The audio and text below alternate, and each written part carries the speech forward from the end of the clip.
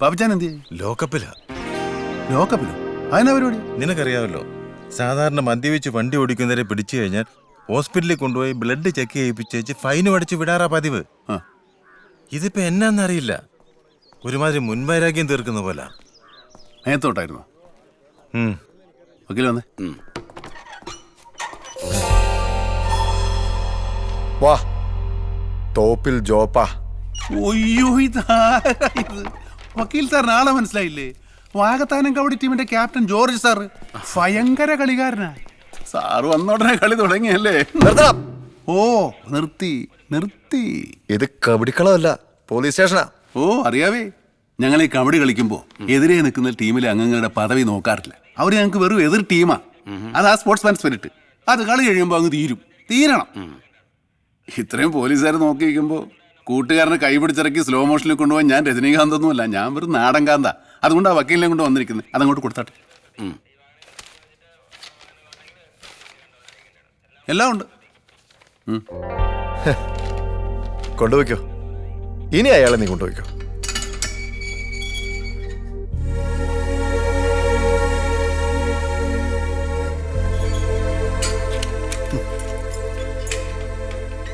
കണ്ടവനെ ഉപദ്രവിച്ചായിരുന്നു? ഒന്നുമില്ലടാ, 2 അടിച്ചോ മാറിക്കോളൂ. ജോപ്പാ, ഇതിപ്പോ ഞാൻ നിന്നെ ഒന്ന് അറിയിച്ചതാ ഞാനിവിടെ എത്തിയിട്ടുണ്ടെന്ന്. ശരിക്കുള്ള കബഡി നമ്മൾ തുടങ്ങാൻ പോകുന്നല്ലേ ഉള്ളൂ. സാറിന് എന്നോട് എന്നായാലും വിരോധം ഉണ്ടായിരുന്നേ അത് എന്നോട് തീർത്താ പോരായിരുന്നോ സാറേ? ഈ അയ്യോ ഭാവത്തിന് ഇങ്ങനെ ഇട്ട് തല്ലിച്ചതക്കണമായിരുന്നു. അച്ഛനിങ് വന്നേ. ഇനി മേലാൽ വെള്ളമടിച്ച് വണ്ടി ഓടിക്കരുത്, പെട്രോൾ അടിച്ചേ ഓടിക്കോളൂ.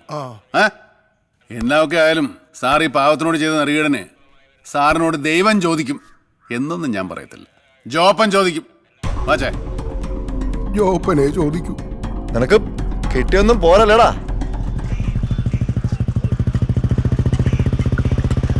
എന്നാ അച്ചു? ജോപ്പനെ കണ്ടോടോ? ജോപ്പനെ കണ്ടോന്ന്? ഇല്ല അച്ചു. അച്ചോ, തോപ്പൻ എവിടെയുണ്ടെന്ന് എനിക്കറിയാം. ഞാനും തോപ്പൻ അന്വേഷിച്ച് ഇറങ്ങിയതാണ്. വിട്ടോ ഞാൻ കാണിച്ചു തരാം.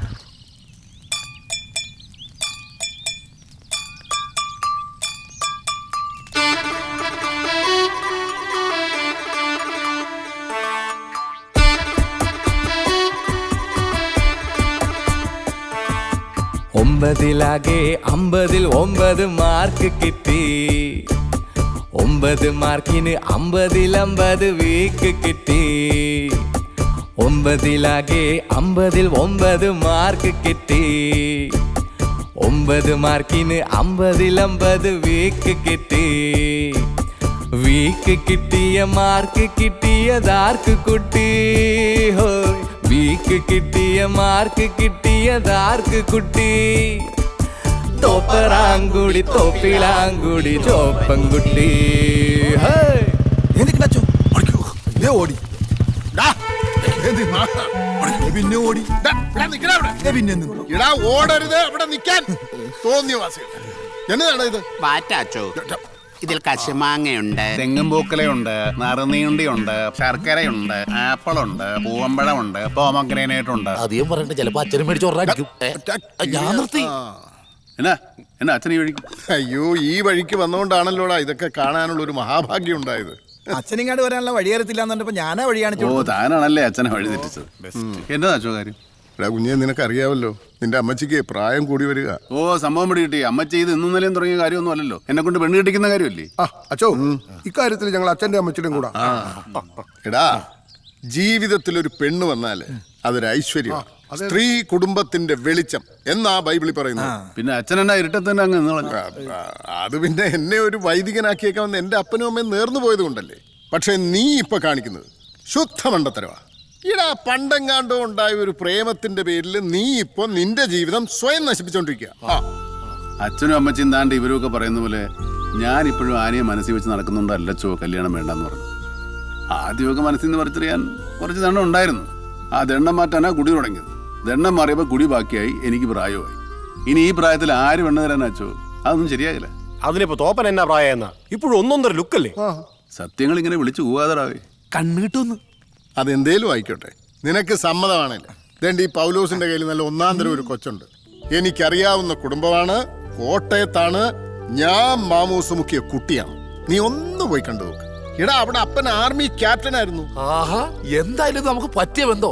പെണ്ണിന്റെ അപ്പനെ ആർമിയിൽ ക്യാപ്റ്റനാന്ന്. കോട്ട കിട്ടും തോപ്പ. അങ്ങനെ പെട്ടെന്നൊന്നും എനിക്ക് പറയാനൊക്കെയല്ല. എനിക്ക് കുറച്ചുകൂടി സമയം വേണം. എനിക്ക് നല്ലോണം ആലോചിക്കണം വെച്ചോ. മതി, നീ നല്ലപോലെ ആലോചിച്ച് തീരുമാനം എടുത്താൽ മതി. നല്ല പെൺകുട്ടിയാണ് തോപ്പ, കോട്ടയത്തുകാരി, കഞ്ഞിക്കുഴി. കഞ്ഞി കുഴി. കോട്ടയം പോകാൻ മുണ്ടക്കയം കയറി പോയാ പോരെ? മുണ്ടക്കയം വഴി പോണ മണ്ടത്തരല്ലേ. നമുക്ക് നേരെ മൂലമറ്റം കയറി അങ്ങ് പോവാം.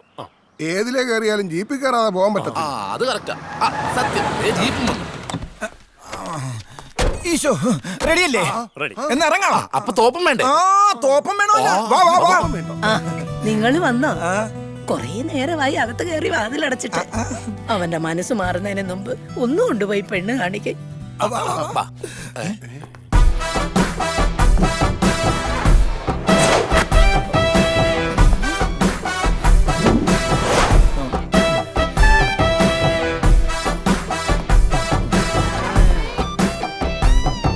കർത്താവേ, ആരാ ഇത്?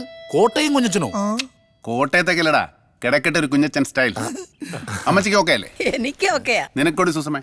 എനിക്ക് ഓക്കെ അല്ല. ഇത് ഇച്ചിരി പഴഞ്ചനായി പോയില്ലെന്ന് എന്റെ സംശയം. പെണ്ണ് ജർമ്മനിയിലൊക്കെ ജനിച്ചു വളർന്നല്ലേ പറഞ്ഞേ? എന്റെ പൊന്നു സൂസമ്മേ, കോട്ടയം അച്ചായ ദാണ്ട് ഇതാ.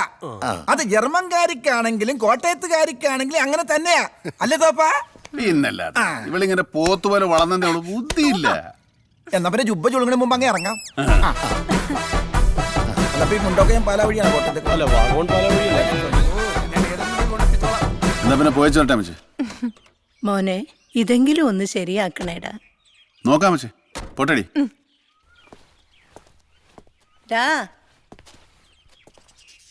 ഒരു നല്ല കാര്യത്തിനാ പോണേ.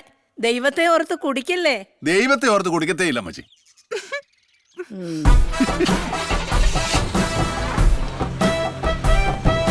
ജുബ്ബ ചുളുക്കല്ലേ.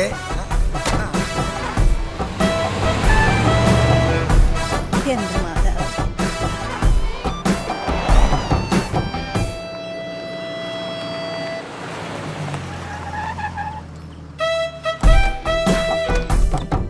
ജുബ്ബ ചുളുങ്ങാതെ സൂക്ഷിച്ച്. തോപ്പ അലമ്പുണ്ടാക്കരുത്. ഇനി എന്നെ കൊണ്ട് മേല.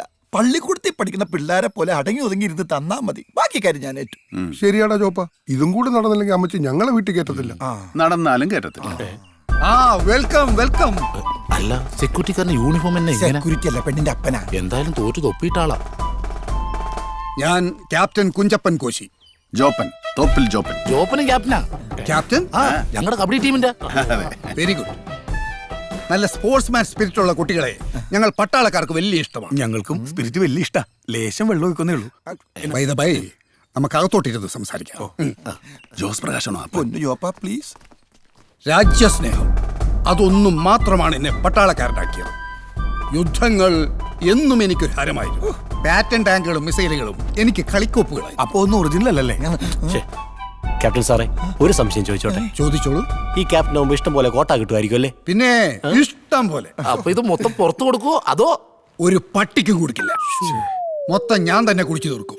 കൊതിയനാട്ടാ. Any objection? ഇത് ചതിയായി പോയി. ജോപ്പ, നമുക്ക് ഈ കല്യാണം വേണ്ട കേട്ടോ. മുഴുവൻ അയാൾ എന്നെ കുടിച്ച് തീർക്കുന്നു. തോപ്പ,